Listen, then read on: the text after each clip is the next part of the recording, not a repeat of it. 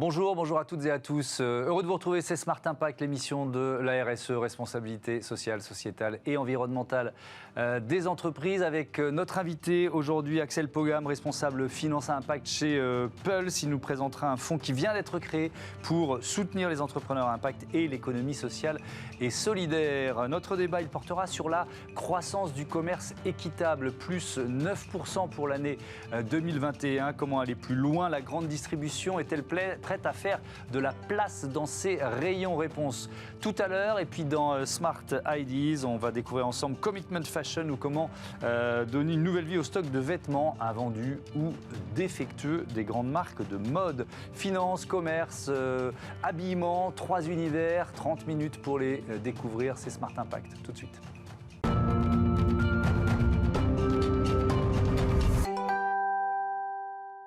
Bonjour Axel Pogam, bienvenue. Vous êtes responsable finance impact dans l'association Pulse. On va parler de ce réseau destiné au soutien des projets impact qui a été lancé début décembre. Mais peut-être il faut présenter Pulse et le groupe SOS auquel l'association appartient. C'est quoi le groupe SOS? Tout à fait. Déjà, bonjour et merci de m'accueillir.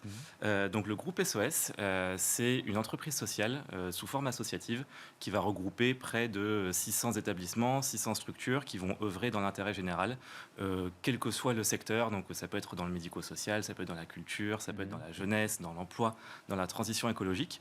Et donc, Pulse, c'est l'association de soutien à l'entrepreneuriat impact du groupe SOS. Donc, concrètement, Pulse va opérer des incubateurs, des programmes d'accompagnement à destination d'entrepreneurs à impact, que ce soit en France ou à l'international. Alors j'ai dit dans mes titres, c'était un fonds, c'est un réseau de business angels qui est vraiment dédié au soutien de projets à impact en France. Pourquoi vous l'avez créé? C'est quoi l'idée de départ? Alors, en fait, en tant qu'association de soutien à l'entrepreneuriat impact, justement, on a fait ce constat qui est que les business angels ne vont pas généralement se positionner sur des projets à impact, sur des projets de l'économie sociale et solidaire, sur l'entrepreneuriat social, et vont plutôt avoir tendance à se positionner sur des projets, on va dire, tech, du numérique, du digital. Et ce qu'on remarque, la conséquence, on va dire, assez immédiate de cet angle mort, en quelque sorte, des business angels, c'est qu'on a d'une part un déficit en financement pour des projets à impact, qui est un déficit qui est bien sûr mal mesuré, qui va dépendre des typologies de projets, mais qu'on estime de l'ordre d'une centaine de millions d'euros par an, donc ce qui est quand même relativement conséquent. Et au-delà d'un déficit de financement, on a également un déficit d'accompagnement. C'est-à-dire que la particularité des business angels, c'est qu'en plus, déjà, c'est quoi un business angel? C'est une personne physique qui, sur son patrimoine personnel, va soutenir financièrement un projet et offrir gracieusement, bénévolement, un accompagnement.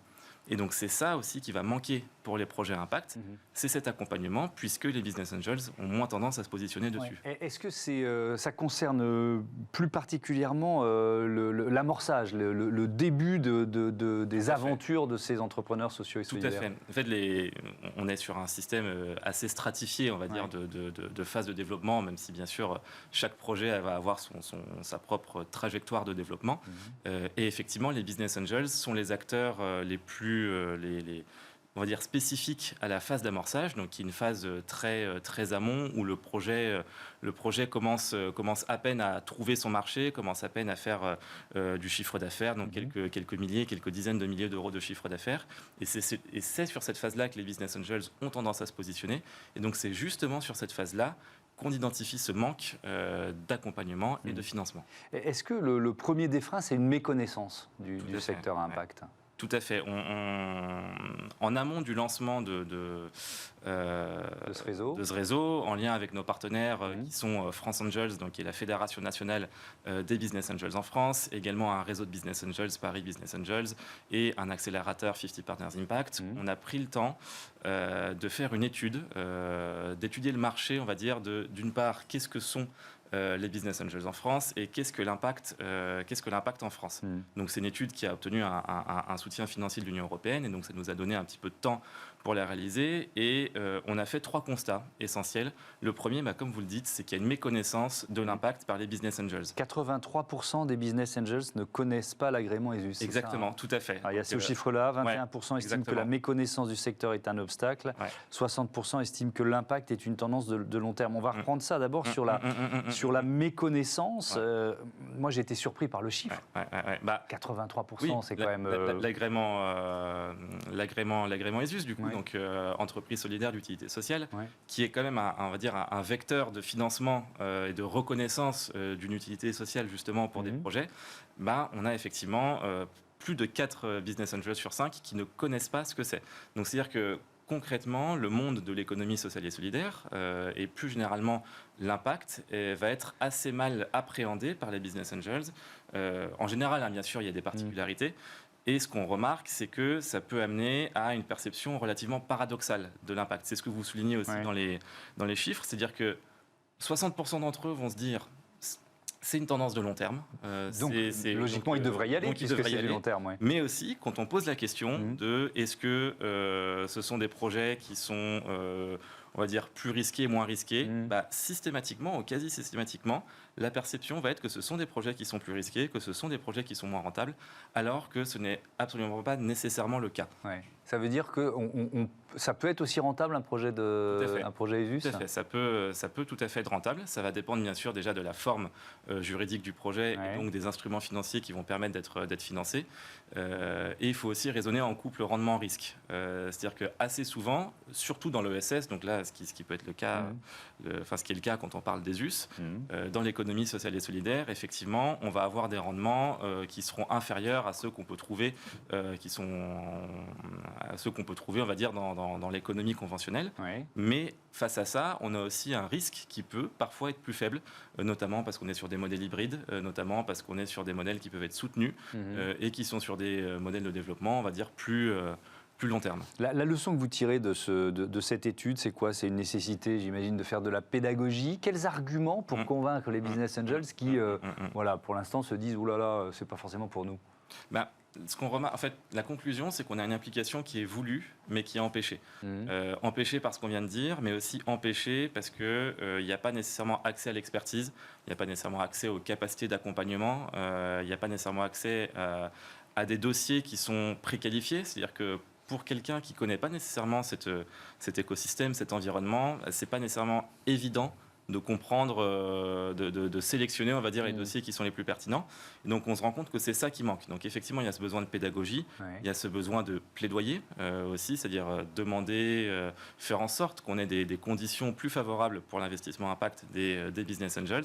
Et aussi, un sujet beaucoup plus opérationnel qui est de rassembler des expertises, des investisseurs, des dossiers, et on en vient justement à ce réseau de business angels à impact. Et là, si en ce moment des entrepreneurs de l'économie sociale et solidaire nous regardent et se disent tiens mais ça m'intéresse, là ce réseau de business angels, comment ils peuvent rentrer en contact avec vous? Alors c'est assez simple, on a notre site internet donc, qui est impact-businessangels.org sur lequel vous allez avoir accès à l'ensemble des formulaires de contact, que vous soyez d'ailleurs porteur de projet ou alors business angel intéressé pour rejoindre ce réseau, ou encore partenaire ou sponsor potentiel. Actuellement, on a près de 20 business angels qui sont déjà membres de ce réseau, donc réseau qui a été lancé assez récemment. C'est le 3 décembre dernier qu'on a annoncé son lancement. Et on a nos priorités, on va dire, à court, moyen terme, c'est déjà de répondre à toutes les marques d'intérêt qu'on a pu recevoir et également structurer à la fois le collectif et tous les process de fonctionnement du réseau, parce que c'est un process, c'est quelque chose d'assez itératif, récurrent et processé, avec un fonctionnement en entonnoir, et dans un objectif de pouvoir réaliser les premiers investissements courants du premier trimestre 2022. Oui, donc il y a déjà des touches, mais pas encore d'investissement à réaliser, c'est trop tôt. C'est quoi l'ambition? Combien de projets vous imaginez accompagner chaque année? Et puis peut-être aussi pour quel montant? Ça va être quoi l'enveloppe, quoi? Exactement. Alors, en ordre de grandeur, un réseau de business angel typique, on va dire, de France Angel va faire quelques millions d'euros d'investissement par an.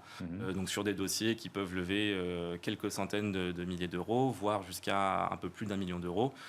Sachant qu'en ordre de grandeur, généralement le réseau de business angels va peut-être pas nécessairement tout prendre à chaque fois. Donc c'est quelques centaines de milliers d'euros à chaque fois. Donc ce qui fait qu'on a pour ambition, on serait très heureux si on peut faire quelques dizaines d'investissements pour quelques millions d'euros d'ici à fin 2022. Après, voilà, on va aussi apprendre en marchant, et puis c'est aussi une structuration sur le long terme.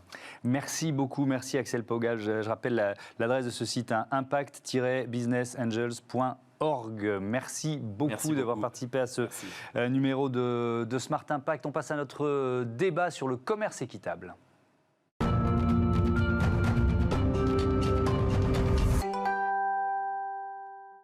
Le commerce équitable, voilà le thème de notre débat. Tout de suite avec Karine Viel, bonjour, bienvenue à vous. Vous êtes directrice du développement durable, déléguée générale de la Fondation d'entreprise chez Monoprix. Julie Stoll, bonjour. Bonjour. Bienvenue à vous aussi, déléguée générale de Commerce Équitable France. Avec un premier chiffre pour commencer, qui est un chiffre qui n'est pas définitif pour l'année 2021, sur la croissance du commerce équitable, qui était à plus 9% dans les dernières semaines de l'année 2021. Si on prend un peu plus de recul sur quelques années, Julie Stoll, c'est vraiment une croissance qui est continue, qui est durable? Oui, c'est une croissance très forte puisque on est sur une croissance à 2 chiffres en fait depuis 2015. Entre 2015 et 2020, une croissance entre 12 et 18%.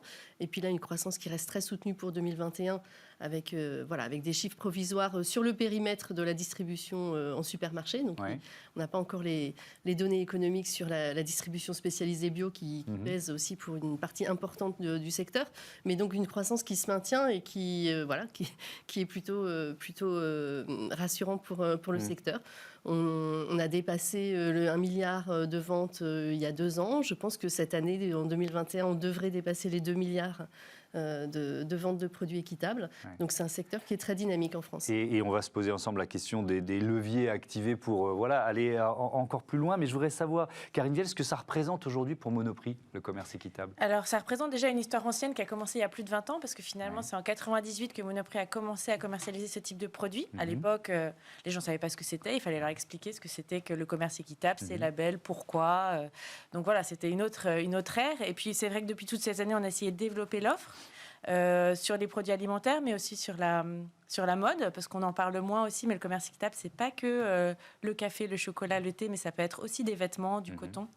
Voilà. Mais c'est vrai que ce que dit Julie est vrai. Depuis quelques années, on a un peu changé d'approche. Et on voit bien qu'on n'est plus dans une phase un peu d'alternative positive qu'on veut proposer rayon par rayon, mais dans une optique de généralisation de ce type d'offre. Et du coup, le poids que ça représente dans notre chiffre d'affaires, dans nos rayons, grandit beaucoup depuis 5 ans. Ça veut dire quoi, d'ailleurs, ce poids? C'est quoi aujourd'hui? Alors en fait, ça peut être 100% du rayon. Sur la banane, aujourd'hui, toutes les bananes vendues chez Monoprix sont bio ou équitables. Alors on a quelques chiffres, d'ailleurs, pardon de vous interrompre. Plus de 6500 tonnes de bananes, ça c'était 2019. 320 000 euros de primes de développement qui ont été reversées aux producteurs et 270 producteurs bénéficiaires. Parce que c'est ça qui est le plus important. On aurait pu commencer par là, mais qu'est-ce que ça veut dire commerce équitable? Ça veut dire évidemment plus d'argent pour ceux qui sont au bout de la chaîne de l'autre côté. Donc ça, c'est 100% des bananes qui sont vendues chez Monoprix. 100% des bananes depuis 2017 chez Monoprix sont bio et équitables. Donc ça, en effet, en termes d'impact, ça change tout par rapport au fait de juste proposer une alternative équitable sans changer la totalité du rayon. On l'a fait depuis également sur d'autres rayons en transformant uniquement l'offre à marque Monoprix. On a des marques propres, Monoprix, Monoprix Bio, Monoprix Gourmet. On ne touche pas aux marques nationales, mais sur les tablettes de chocolat, par exemple, sur le café également, on a basculé toute notre offre à marque Monoprix sous le label Max Havelaar. Donc ça, forcément, mécaniquement, en termes de volume, en termes d'impact, ça change tout, plutôt que de proposer une ou deux références dans le rayon, comme on avait l'habitude de le faire il y a 20 ans quand on a lancé toutes ces offres. Julie Stoll, il y a eu en novembre dernier les assises du commerce équitable qui ont permis de faire émerger un certain nombre de propositions pour accélérer cette croissance. Si vous deviez là spontanément citer la plus importante, ce serait quoi pour vous? Et la plus importante, c'est la prise de conscience pour notre secteur de l'importance de renforcer notre dialogue avec la distribution. Parce que le premier frein à l'achat de produits équitables, c'est « j'y pense pas ». J'y pense pas, je le vois pas, ou je le vois pas suffisamment. Et donc voilà, donc ça fait partie des propositions qu'on a retirées de ces travaux collectifs, qui ont rassemblé quand même 300 acteurs du secteur. Donc l'une des premières demandes, c'est de demander aux distributeurs de prendre exemple sur Monoprix ou sur Biocoop qui ont basculé des rayons entiers en commerce équitable. Donc c'est faire de la place en fait dans les rayons et donner de la visibilité, parce qu'on peut faire de la place mais un peu planqué en bas à droite, vous voyez ce que je veux dire? Faire une vraie place, c'est-à-dire que les distributeurs, ils ont un pouvoir absolument phénoménal pour accompagner la transformation de nos modes de consommation. Et donc ça, il faut qu'ils réalisent ce pouvoir qu'ils ont et qu'ils jouent leur rôle aussi, parce qu'il y a un nombre très important d'entreprises qui développent des produits issus du commerce équitable. Il y a un nombre faramineux de producteurs et de productrices dans le monde et en France aussi qui ont besoin de relations commerciales plus équitables pour vivre dignement de leur métier et aussi pour transformer leur mode de production, pour aussi faire partie de la transition agroécologique. Et donc en bout de chaîne, si on veut que les consommateurs puissent accompagner ce mouvement, avoir une consommation citoyenne, les distributeurs, ils sont absolument clés. Ouais. Karine Viel, c'est intéressant de s'appuyer sur vos années d'expérience chez Monoprix en la matière. Qu'est-ce qui est le plus efficace? C'est un rayon spécifique? Il faut des logos qui soient ultra présents? Parce qu'effectivement, moi, ça peut m'arriver en tant que consommateur de chercher et puis d'avoir un peu de mal à trouver le petit label. Et puis, il y en a deux, ils sont nombreux, les labels. Et puis, il y a beaucoup de labels. Ça, c'est un vrai débat aussi. Mais c'est vrai que je pense que ce qu'on observe là, c'est qu'on sort de cette logique de niche un peu premium dans laquelle on était au départ, en se disant c'est des produits qui sont un peu plus chers parce que c'est des produits plus travaillés, mais peut-être qu'on consomme moins souvent. Et c'est vrai que ce qu'il faut, c'est, tu le disais, nourrir l'offre pour nourrir la demande, parce que moi je pense que c'est vraiment l'offre qui crée la demande. Et puis que ce soit des produits du quotidien, pas des produits exceptionnels, que ce soit notre litre de lait, que ce soit notre tablette de chocolat, notre café du matin, et des produits du quotidien à des prix accessibles, et pas cette niche premium, cette alternative un peu responsable. Donc voilà, il faut généraliser ces offres, et puis en effet, il faut faire la pédagogie de ces labels, des enjeux, parce que c'est vrai que si on a choisi ces rayons-là, c'est aussi parce que c'est les enjeux sur ces catégories de produits dans les pays du Sud, mais aussi dans les pays du Nord d'ailleurs maintenant aussi. Oui, parce que sur le lait, par exemple, c'est quel label? Parce qu'on a vu s'afficher pas mal de Alors sur le lait, il n'y a pas de label. Il n'y a pas de label. Alors peut-être qu'il y en aura un demain, mais en fait, tout le lait à marque Monoprix est co-brandé, on appelle ça C'est qui le patron? Et C'est qui le patron, c'est pas un label, c'est une marque. Bien sûr. Mais en fait, il se trouve que le lait C'est qui le patron, il coche toutes les cases de la définition de ce qu'est un produit équitable aujourd'hui. Juste rémunération des producteurs, il y a des primes, il y a l'équivalent des primes de développement, puis après il y a des mesures environnementales, le fourrage est local sans OGM, les vaches sont au pâturage, voilà, donc en fait c'est très vertueux. C'est aussi pour ça que Monoprix a choisi, finalement, en voyant ce cahier des charges, C'est qui le patron, de se dire, en fait, nous, on veut que nos produits Monoprix, ils cochent également toutes ces cases. Et c'est vrai que là, pour le coup, et je parle sous le contrôle de Julie, on peut considérer que ce lait est équitable sans forcément qu'il ait un label Max Havelaar. Les labels vont devenir obligatoires à partir de janvier 2023. C'est donc ça fait partie des leviers qui vont accélérer la croissance du commerce équitable. Ça va clarifier le paysage. Je suis pas certaine que ça va être un levier fort de croissance, mais ça va clarifier le paysage parce qu'effectivement, on voit quand même avec la croissance du commerce équitable et du coup l'attractivité du terme et sa symbolique économique, on voit fleurir des allégations de commerce équitable avec sans label. Et donc ça, aujourd'hui, le législateur a dit que ça n'était plus possible. Et donc, au 1er janvier 2023, pour être certain qu'un produit est issu du commerce équitable, il devra avoir un label. Parmi les propositions qui ont émergé lors de ces assises du commerce équitable, un système de bonus-malus fiscal en faveur des entreprises des filières du commerce équitable. Ça en est où, ça ? Alors, ça en est... je pense que c'est une vraie nécessité. Aujourd'hui, dans les différents produits qu'on consomme, derrière, il y a des coûts cachés. C'est-à-dire que si vous avez un produit qui est bourré de pesticides, il y a des coûts cachés de pollution des eaux, d'atteinte de la biodiversité. Qui c'est qui dépollue les eaux? C'est les agences de l'eau. Qui paye les agences de l'eau? Les collectivités territoriales et nos impôts, in fine. Donc des prix pas chers, en fait, nous coûtent très cher. Et quand on a en face des produits qui sont respectueux de l'environnement, respectueux des conditions sociales de production, dans les rayonnages, ils sont un peu plus chers. Ouais. Et Donc, pour équilibrer, quoi. Exactement. Il faut pouvoir rééquilibrer la compétitivité prix des produits qui sont issus de pratiques très compétitives au point de vue social et environnemental, parce que sinon, tout pèse sur les épaules du consommateur en bout de course, et il n'y a pas de demande des consommateurs pour des produits inéquitables. Ça n'existe pas. Bien sûr. Et donc, il y a besoin de rééquilibrer ça à travers un système de bonus-malus qui permet aussi d'encourager les entreprises à avoir des meilleures pratiques. Et ça veut dire que les produits de commerce équitable, ils sont forcément moins rentables pour Monoprix ? En fait, c'est parfois compliqué, en effet, de ménager la rentabilité de ces produits si on ne veut pas qu'ils soient dépositionnés en termes de prix. Ouais. Par exemple, sur la banane, on a fait le choix de garder le prix de 1,99 €, qui était le prix des bananes conventionnelles, en se disant, étant donné qu'on switch toute notre offre, on veut quand même qu'elle reste accessible. Donc, on rogne la marge qu'on faisait sur les bananes bio-équitables. Donc, et pareil sur le café et le chocolat, c'est que des produits du quotidien, on est sur une marque distributeur, on ne peut pas se permettre d'être déconnecté en termes de prix des autres produits du rayon et de nos concurrents marques nationales. Donc en fait, on est obligé d'essayer, malgré des coûts de revient un peu plus élevés, de garder un positionnement prix cohérent, et ça va quand même plutôt dans le sens de calmer un peu le jeu au niveau des marges. Mais donc, est-ce que ce système de bonus-malus fiscal, vous y êtes favorable ? Moi, j'y suis favorable, d'autant que, en fait, parfois, il y a des incohérences.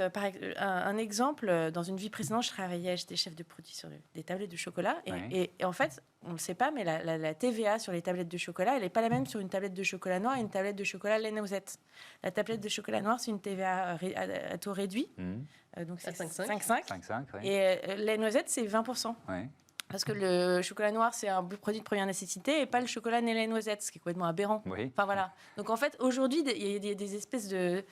Alors, on hérite ça, j'imagine. Ça, c'est sûr. Quand tout ça a été conçu, ça avait un sens. Aujourd'hui, ça n'en a plus. Et je trouve qu'avoir une TVA incitative sur les produits vertueux, qui soient équitables, peut-être bio ou écolabellisés, ça aurait quand même plus de logique que cette histoire de... Mais ça veut dire que c'est facile à mettre en œuvre, ça, pour un gouvernement ? Ou alors c'est au niveau européen qu'on peut prendre une telle décision ? Sur la TVA, il n'y a plus de frein au niveau européen. C'est souvent un argument qui est brandi, mais l'Union européenne autorise, voire même encourage une fiscalité différenciée pour les produits vertueux. Donc au niveau de la TVA, non, ce serait relativement facile à mettre en place. Au niveau des autres types de fiscalité, non, ça nécessiterait un gros travail sur les niches fiscales, parce qu'il y a beaucoup de niches fiscales pour des pratiques qui ne sont pas du tout vertueuses, et puis de remettre à plat la fiscalité. Donc ça devrait être un débat des présidentielles. Espérons, qui sait. Est-ce qu'il y a d'autres produits équitables à venir là, dans les tuyaux dans les mois prochains ? Alors, pour la fin d'année, on a tous nos litchis, nos fruits de la passion sont équitables en ce moment. On travaille à la généralisation aussi des produits équitables sur nos marques propres pour le thé, les infusions. On a lancé aussi, en fait, les prochains sujets, c'est aussi le commerce équitable Nord-Nord. Donc, en fait, se dire que certes, il y a des filières dans les pays du Sud qu'on soutient, mais il y a aussi des filières à soutenir au Nord. Donc, on parlait du lait, mais également dans les fruits et légumes. Là, on a lancé une initiative avec une coopérative qui s'appelle Univers et un label qui s'appelle Bio-Équitable en France, de fruits et légumes à marque Monoprix Bio, équitable.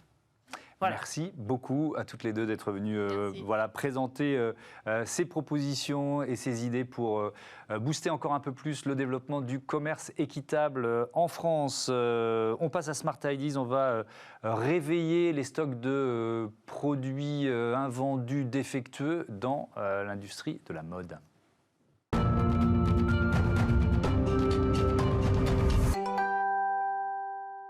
Bonjour Carole Debris, bienvenue. Vous êtes la cofondatrice de Commitment Fashion avec Julie Coulot. Vous l'avez créée avec quelle idée ? C'était quoi votre ambition de départ ? Alors l'ambition de départ, on était parti du kitsugi, le concept philosophique japonais qui consiste à parler du beau. Il n'y a pas de beau sans moche et il n'y a pas la paix sans la guerre.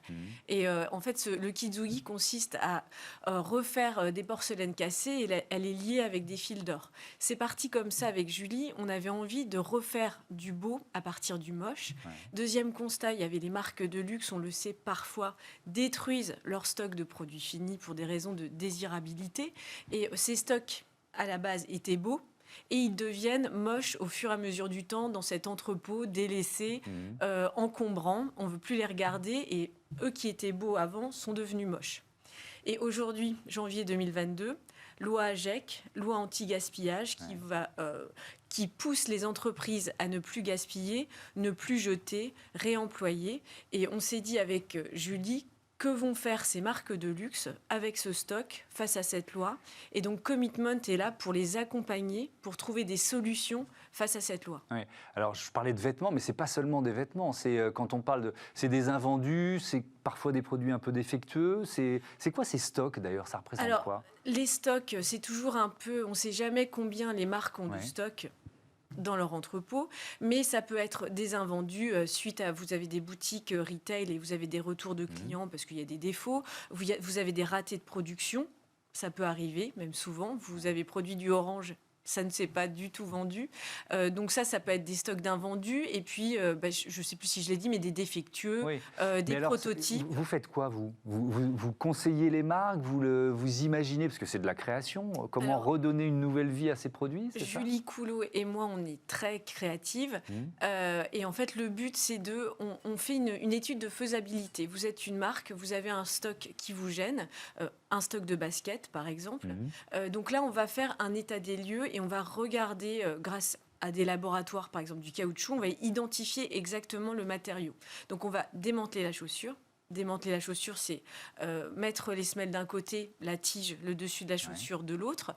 Et ce caoutchouc, donc on va essayer de trouver une solution en adéquation avec l'ADN, l'identité de la marque. Donc, par exemple, vous voulez faire une boucle fermée, c'est-à-dire que vous voulez que cette matière qui vous appartient revient chez vous. Eh bien, on va trouver une solution qui va revenir chez vous. C'est-à-dire que, par exemple, cette semelle, on va refaire une semelle avec. Cette tige, je dis n'importe quoi, était en coton. Eh bien, on va effilocher, refiler et on va proposer un bonnet, par exemple, qui va être commercialisé dans vos collections. Et si vous ne voulez pas faire de l'économie circulaire, que ça reste en interne, là, on peut essayer de trouver une solution avec un industriel, parce que ce gisement de la mode peut être un gisement utile pour une industrie. Donc ça, c'est en boucle ouverte. Donc on a plusieurs solutions. Donc c'est un gisement en fait pour les entreprises. C'est-à-dire vous transformez en valeur quelque chose qui leur coûtait de l'argent, quoi, parce que stocker ou détruire des produits invendus, ça coûte de l'argent. Ça coûte de l'argent en stockage. Donc nous, on essaie de trouver une seconde vie encore plus belle. C'est pour ça le Kitsugi. On essaie d'embellir ce stock et le transformer. Ça peut être aussi une œuvre d'art. Vous êtes, je sais pas, Lacoste. On va récupérer le caoutchouc de vos semelles et on va faire une œuvre, un crocodile géant au centre de votre siège social avec un artiste. C'est quoi votre modèle économique? Vous prenez c'est une commission? Oui, alors tout dépend du concept. Nous, on offre un concept, c'est une proposition clé en main pour l'entreprise. Donc, on a tout un écosystème qu'on crée depuis. Donc, la société a été lancée le 1er février 2020. On a été coaché par l'Institut français de la mode. Et l'idée vient ça a mûri depuis beaucoup de mois avant cette création. Et on a créé un écosystème qui grandit de jour en jour d'ingénieurs matières, d'artistes, de designers, d'associations. Enfin, on a un écosystème qui devient de plus en plus grand. Et donc, cet écosystème, on l'utilise bien sûr pour trouver les solutions et les proposer. Et c'est sous forme de commission.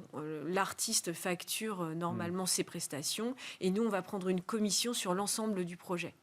Merci beaucoup, merci Carole de Brise-Bonvent à Commitment Fashion. À bientôt sur Bismart. Voilà, c'est la fin de cette émission. Merci à toutes et à tous de votre fidélité. Je vous donne rendez-vous demain sur la chaîne des Audacieuses et des Audacieux. Salut.